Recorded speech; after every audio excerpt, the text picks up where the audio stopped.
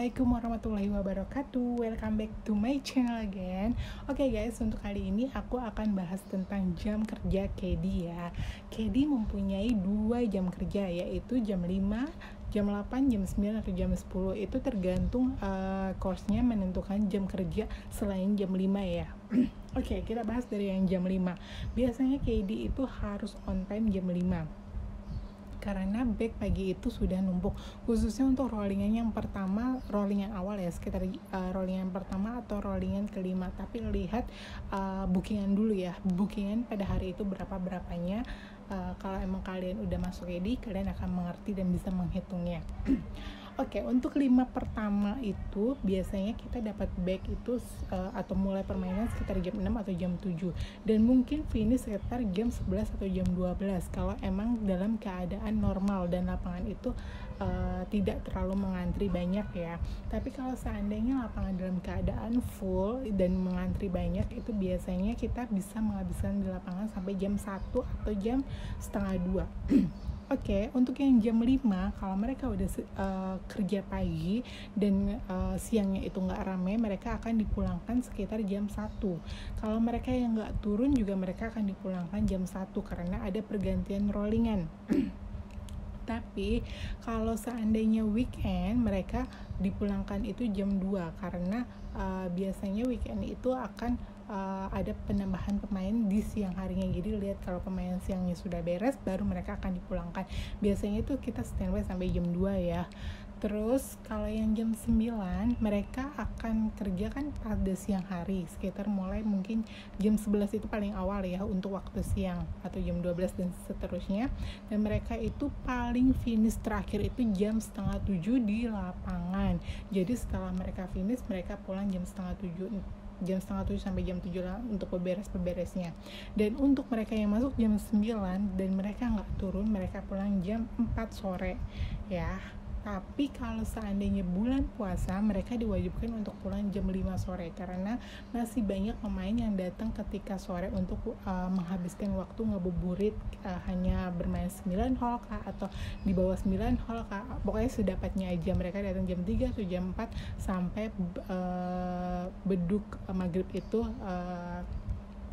waktu berbuka itu datang. Oke guys, setelah jam kerja KD, sekarang aku ngebahas tentang sistem libur di KD ya. Di KD biasanya libur itu 1 minggu 1 kali. Tapi kalau seandainya lapangan golf itu lagi sepi, mereka bisa dapat libur 2-3 kali. Biasanya di awal-awal bulan Ramadan mereka bisa dapat libur 2-3 kali karena lapangan golf itu sedikit menurun untuk pemainnya ya. Tapi kalau normal, mereka hanya dapat libur seminggu 1 kali, oke? Dan di KD itu jumlah KD itu nggak puluhan ya, tapi ratusan. Makanya KD itu dibagi beberapa kelompok. Misalnya dari kelompok 1 sampai kelompok 10 atau kelompok 1 sampai kelompok 20. Dan masing-masing kelompok itu biasanya mempunyai anggota sekitar 10 sampai 30 orang ya. Dan dalam satu kelompok itu pastikan ada leadernya yang memimpin anak buahnya. Ya, tugas leader itu bisa memberikan jadwal kah, memberikan informasi dan sebagainya. Oke guys, kali ini aku akan bahas tentang tanggal merah kecuali weekend ya, kecuali ada libur nasional yang jatuh di hari weekend, dan itu jadi hari spesialnya KD. Kenapa spesial untuk KD? Karena di tanggal merah itu atau di libur nasional itu biasanya KD dapat pergantian off-nya.